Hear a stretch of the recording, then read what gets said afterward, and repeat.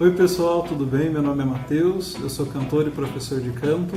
Eu tô aqui hoje para a gente começar a conversar um pouco sobre canto, sobre técnica vocal e pedagogia vocal. Já tem algum tempo que eu tenho produzido alguns conteúdos a respeito desses temas no Instagram, no Facebook, mas agora a ideia é que a gente possa partilhar um pouco desses conhecimentos também na forma de vídeo, para que a gente possa interagir um pouquinho mais.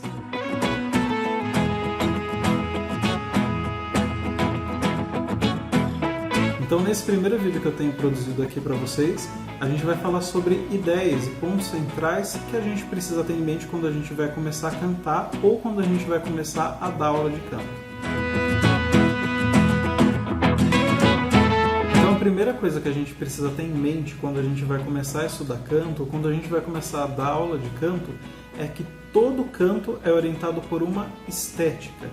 A primeira pergunta quando você tem um aluno na sua frente deve ser: que tipo de canto você quer cantar? Que tipo de voz, que tipo de artista, que tipo de cantor você quer ser? E essa é a mesma pergunta que a gente deve de fazer quando a gente quer começar a aprender a cantar. Por quê? Não existe um procedimento padrão que todo mundo vai passar, um tipo de técnica que todo mundo vai aprender e que vai fazer com que no final você seja um artista completo e pronto. É o tipo de artista que você quer ser que vai determinar como que vai acontecer o processo, que tipo de ajuste que você precisa aprender, que técnica que você vai executar, que domínio que você precisa ter sobre o seu aparelho. Isso é uma coisa que é bastante interessante porque tem muitos alunos que chegam e perguntam: o que eu tenho que aprender? Ou então a pessoa chega: não, eu quero cantar todo tipo de canto, tem como? Não tem. Até é possível que com o tempo você consiga ser um cantor que consiga transitar entre diferentes gêneros de canto. Mas num primeiro momento é muito importante que você mergulhe em uma estética de canto, que você mergulhe em um tipo de sonoridade, para que a partir dela você consiga construir os ajustes que vão dialogar com ela. Porque a estética é quem determina o canto, e não o contrário. A estética determina toda a técnica que vai acontecer. Por isso que ela é quem vai ser sempre o nosso norte quando a gente está ensinando alguém ou quando a gente está buscando ser um cantor. É muito importante também nesse sentido que quando se está diante de um cantor iniciante, ele passe pela experimentação, de experimentar um pouquinho. Canta um pouco determinado tipo de música, experimenta outro ajuste, canta determinado modo de fonação, experimenta um pouquinho a voz em diferentes construções para que ele possa ir aos pouquinhos experimentando e entendendo que tipo de cantor ele é, que tipo de verdade que ele carrega quando ele está cantando determinado repertório e assim ele vai construindo a sua pessoa artística.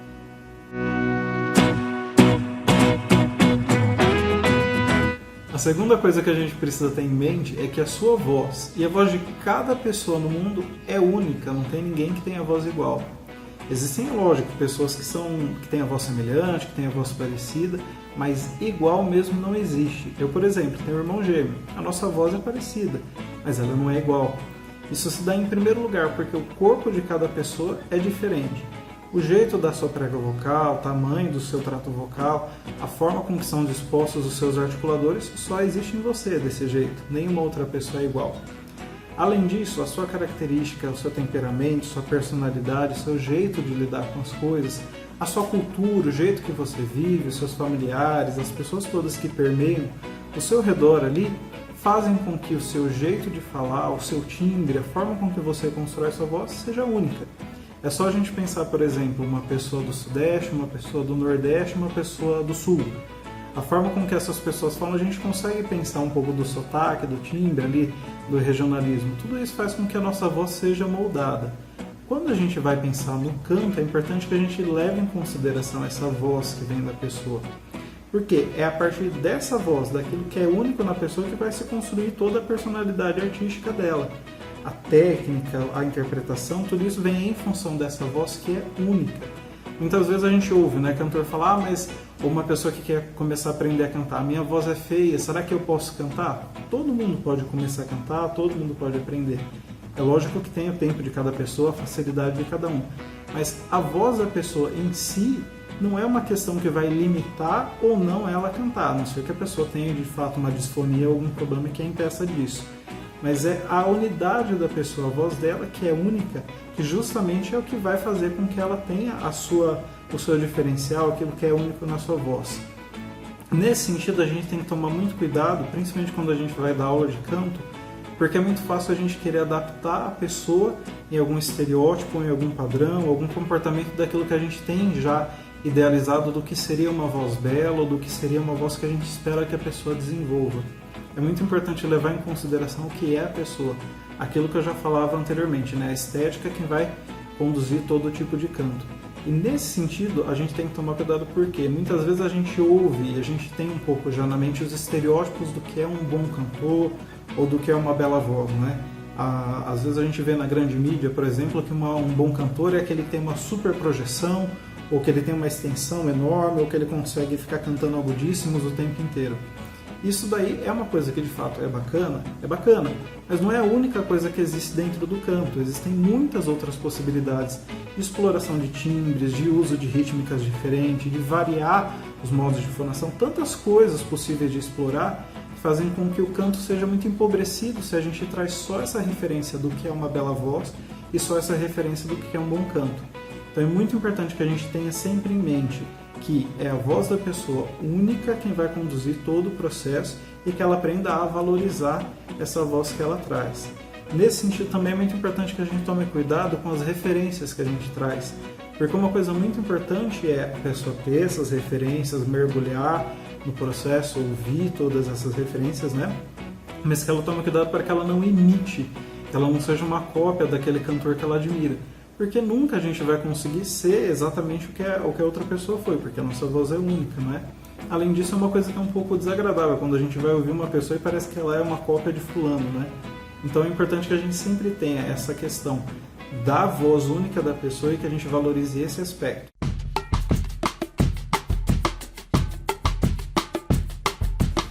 Uma outra coisa que a gente precisa ter em mente e que é muito importante é que a escuta ela ocupa um lugar privilegiado em todo o processo de aprendizagem e de ensino do canto. Isso é importante porque senão a gente acaba limitando a aula de canto à reprodução de ajuste ou a aprender como executar determinado fraseado, como atingir a nota mais alta ou como virar uma aula para você tirar repertório. E a aula de canto ela é para te formar não só como uma pessoa capaz de executar os ajustes que você deseja, mas ela é para te formar como um artista. Então, nesse sentido, o processo de escuta ele é essencial. E essa escuta ela começa sendo a escuta de si mesmo.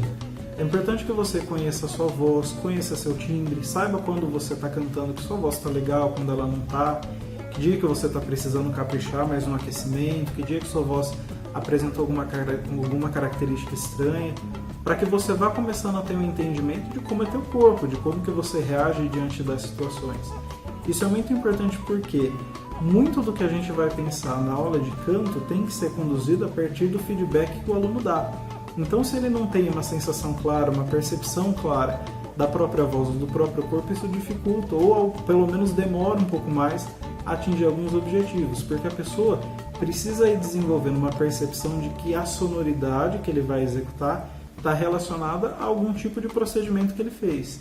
Então, quando a gente ouve uma sonoridade da nossa voz, quando a gente executa determinado tipo de som, é importante que a gente vá conseguindo decifrar como é que eu fiz esse som, o que eu estou mexendo de articulador, como é que eu estou mexendo, o que está acontecendo, ou então se eu estou cantando com muita tensão, por que eu estou tensionando? Eu estou erguendo os ombros, eu estou travando aqui a musculatura extrínseca, eu estou com a mandíbula travada, o que está acontecendo no meu corpo, como é que eu estou me escutando, me percebendo.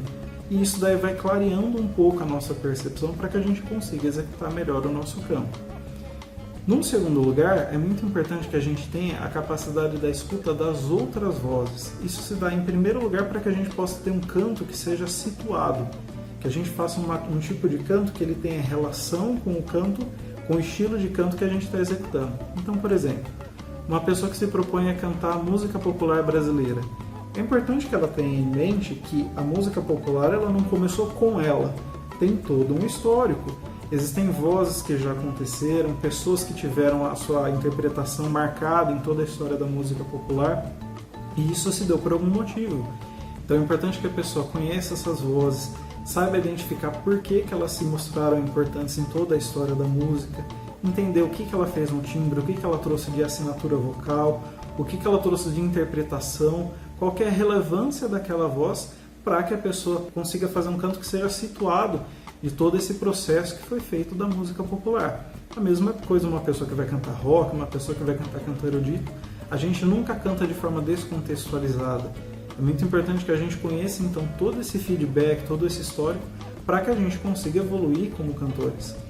E nesse sentido também é muito importante que a gente tenha escuta para que a gente consiga entender as referências que estão por trás do tipo de canto que a gente faz. Muitas vezes a gente pensa que o cantar é só a pessoa cantar afinado ou ter um timbre bonito. Isso é parte do canto, mas não é a totalidade dele. Então imagine, por exemplo, uma pessoa que vai cantar um samba. A pessoa vai cantar executando um tipo de ajuste que está bem executado, mas que não faz parte daquela linguagem, daquele estilo. Então imagine uma pessoa cantando: agora eu vou mudar minha conduta. E a pessoa coloca um melisma ali no meio. O melisma é bonito, tem momentos em que ele vai ficar muito bem adequado, mas nesse momento aquilo está num diálogo que é um pouco entroncado com aquele tipo de canto. Às vezes a pessoa pode até escolher fazer aquele ajuste porque ela quer trazer mesmo uma novidade ou porque ela quer contrapor um tipo de estética que já está estabelecida, mas é importante que ela tenha essa consciência. E nesse sentido ela vai aos poucos entendendo não só a questão do timbre da voz, mas também os recursos musicais que estão relacionados com o gênero que ela vai executar. Eu lembro uma vez que eu estava dando aula para um aluno que ele cantava samba de uma nota só. E a pessoa estava cantando a letra corretamente, estava afinado, mas a pessoa estava cantando assim: eis aqui este sambinha feito numa nota só, outras notas... A pessoa estava cantando quase que silabado o canto, né? Se a gente consegue ter um mergulho na história do canto, no gênero, nas referências todas que estão ali, a gente vai perceber que, por exemplo, para o tipo de canto popular, a rítmica, a articulação, a divisão rítmica é uma coisa muito importante. Então, nesse sentido, esse tipo de canto ficaria muito mais interessante se a pessoa fizesse uma divisão mais sincopada. Eis aqui este sambinha feito numa nota só, outras notas vão entrar, mas a base é uma só. Então, a quebra, ela faz toda uma diferença, que é um aspecto musical que a pessoa vai conseguindo aos pouquinhos perceber quando ela tem esse mergulho nas vozes, na estética, nas referências que estão por trás desse tipo de canto.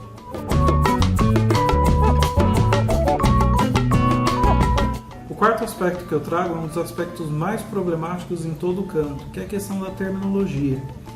Quando a gente fala dos termos que são utilizados na música, a gente logo percebe que eles são muito diversos e que, além disso, eles possuem muitos significados. Isso atrapalha muito a gente quando a gente quer conversar com outros professores de canto ou outros cantores, porque aquilo que a gente entende com um nome, a pessoa entende por outro nome. Ou às vezes a gente vai falar de um ajuste se referindo a uma coisa e a pessoa usa aquele termo para falar de outra coisa. Então é muito complicado quando a gente lida com o canto, porque a gente sempre tem essa barreira na nossa comunicação. Nesse sentido, então, já é importante que a gente tenha em mente essa dificuldade e que a gente se esforce em entender um pouco da fisiologia, da ciência da voz, para que a gente consiga dar um passo além dessas dificuldades de termos e que a gente consiga comunicar especificamente o que a gente está querendo dizer do ponto de vista do ajuste.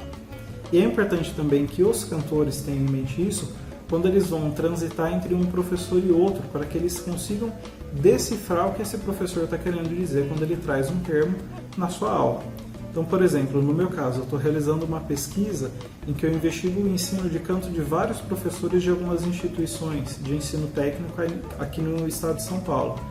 Uma das questões mais difíceis foi conseguir transitar entre esses professores todos e entender o que eles estavam querendo dizer. Porque muitas vezes um termo aparecia para um professor com um significado, o mesmo termo aparecia para outro professor com outro significado. Então, a título de exemplo, por exemplo, registro. Tem professores que pensam em peito e cabeça, tem outros que pensam em peito e falsete para a voz masculina, outros pensam mecanismo leve, mecanismo pesado, outros pensam ainda denso, tênue. Então, são vários os termos que são utilizados e que não existe consenso entre os profissionais da área. Nesse sentido, como eu falei, é importante que a gente consiga entender o que está querendo dizer o ajuste por trás daquele termo. Se é um ajuste de fonação, se é um ajuste de ressonância, qual o aspecto que está sendo trabalhado ali, para que a gente consiga ter uma comunicação mais efetiva e para que os cantores consigam também traduzir um pouco daquilo que eles estão querendo buscar com o seu canto ou da dificuldade que eles estão apresentando.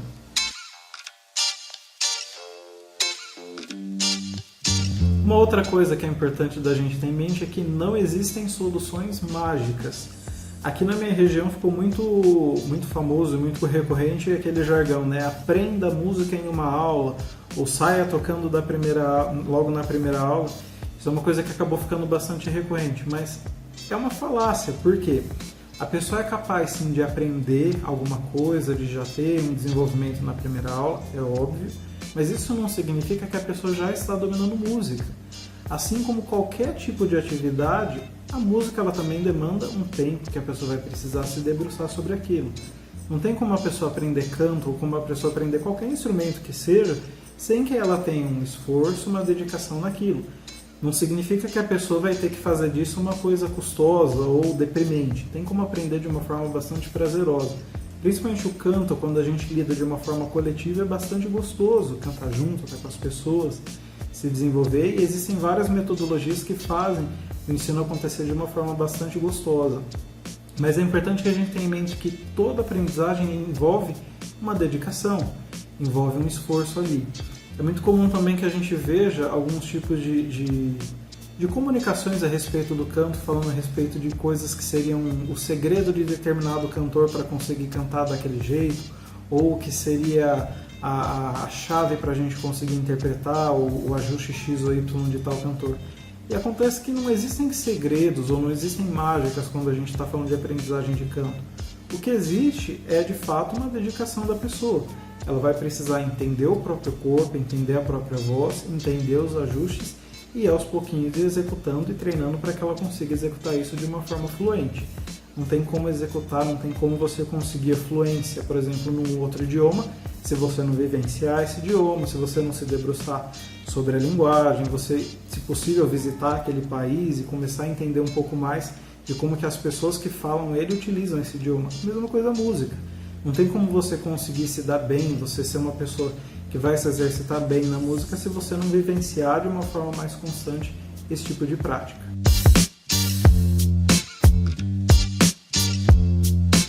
Outro aspecto que eu trago é que é importante que se haja compromisso com o estudo.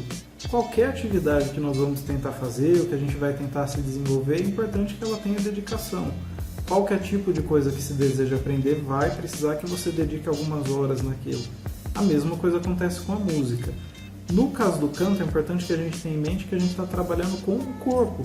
A gente está trabalhando com prega vocal, com músculo. Então, por exemplo, imagina, vamos tentar traçar um paralelo. Se você vai querer correr uma maratona, não dá para você esperar até uma semana antes de você correr aquela maratona e começar todo dia a sair correndo que nem um doido para tentar atingir um condicionamento. Não vai acontecer, porque você precisaria ter preparado todo o seu corpo para ir se adaptando, para ir tendo um domínio das habilidades necessárias para você atingir esse objetivo.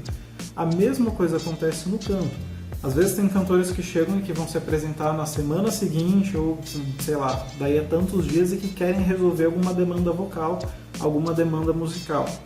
Pode ser que a pessoa consiga dar um jeito de disfarçar, de passar por aquilo, mas é difícil de você resolver, porque tem muitas coisas na aprendizagem do canto que você vai precisar passar por um condicionamento. E isso daí exige tempo e esforço para que a pessoa vá conseguindo se desenvolver. Eu costumo falar que no ensino da técnica vocal e da aprendizagem do canto como um todo, existe o momento da descoberta e o momento da consolidação. O momento da descoberta é quando você propõe um ajuste diferente para a pessoa. Então a pessoa está começando a cantar e de repente ela percebe uma coisa que ela nunca tinha entendido na voz ou que ela nunca tinha conseguido executar. Esse é o primeiro momento que a pessoa percebe, é quando ela consegue respirar de um jeito diferente, quando ela consegue fazer um modo de fonação diferente, ou quando ela atinge uma região da voz dela, da tessitura que ela não estava habituada. Mas esse é só o primeiro momento. Logo depois é importante que a pessoa vá conseguindo repetir aquilo até ela automatizar, internalizar aquilo e fazer com que isso fique de uma forma automática no corpo dela, né? Então, de uma coisa que foi feita num primeiro momento totalmente pensada, ela vai traduzindo até que isso seja a resposta padrão do corpo dela. Que é isso que a gente busca quando a gente vai se apresentar. Quando a gente está fazendo aula, no começo a pessoa fala, nossa, mas é muita coisa para prestar atenção, né? Tem que prestar atenção na minha postura, tem que ver o jeito que eu estou fazendo a fonação, tem que pensar na música, no texto, na interpretação. Parece que é um monte de demanda que aparece ali e a pessoa acha que não vai dar conta. E de fato, no primeiro momento, é muito. Mas a gente vai executando várias vezes isso até que a pessoa consiga automatizar essas questões todas e reproduzir isso de modo a pensar só na interpretação que ela dá. Mas isso tudo, como eu falei, é importante que aconteça e só acontece de fato quando a pessoa vai vivendo um processo de estudo. de dedicação. Não existem soluções mágicas, como a gente falou, né? Tem que ter esse momento da pessoa mergulhar mesmo e se dedicar com o instrumento que ela quer aprender, que no caso é dominar a própria voz.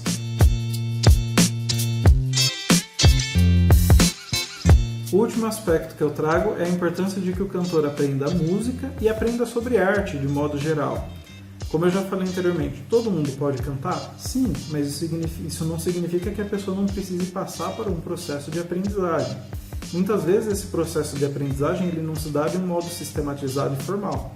Tem muitas pessoas que cantam maravilhosamente bem que nunca fizeram nenhuma aula, mas foi a própria vivência da pessoa, o trabalho dela, o contato dela com a música que foi fazendo com que ela se refinasse. Mas é importante que exista esse processo que a pessoa vá se qualificando. E no sentido geral da aprendizagem, é importante que a gente derrube um pouco essa mentalidade de que cantor não precisa aprender teoria, de que cantor não precisa saber dialogar com os demais músicos, ou de que cantor não precisa ter habilidades relacionadas à percepção, à harmonia, à estruturação como um todo da música. Esses aspectos, eles como um todo, ajudam a gente a embasar o nosso canto e a ter uma execução muito mais consciente daquilo que a gente está fazendo. Porque a pessoa vai entender não só o texto que ela está trabalhando na interpretação dela, mas o sentido musical, aquele intervalo, aquela dissonância, ou aquilo que está proposto na composição, que ele, como intérprete, vai poder executar de uma forma consciente. Nesse sentido, é muito importante também que todo cantor busque consumir e entender, de modo generalizado mesmo, a questão da arte. Qual foi o último show que o cantor participou? Qual foi a última apresentação que ele pôde visualizar? Que outros tipos de linguagens artísticas ele dialoga?